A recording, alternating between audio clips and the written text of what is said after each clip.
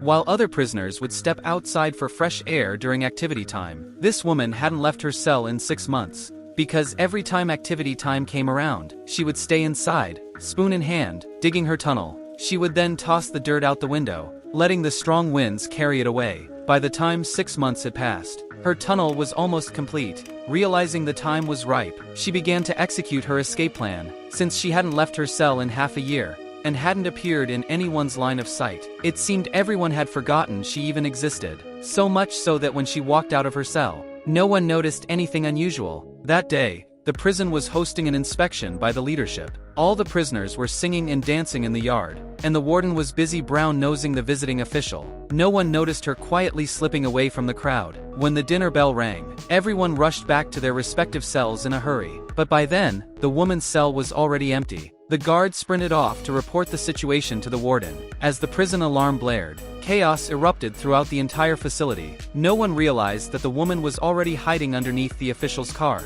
Since no one would think to check the leadership's vehicle, the woman managed to slip out of the prison, right under the warden's nose. By the time the warden arrived at her cell, all that remained was a 30-meter deep tunnel. Unbeknownst to him, the tunnel was nothing but a decoy. By the time the experts crawled into the tunnel and back out, 25 minutes had already passed. When they finally realized it was a dead end, another half hour had gone by. Meanwhile, the woman had already climbed out from under the car, arriving somewhere far away from the prison. What awaited her now was the freedom everyone dreams of.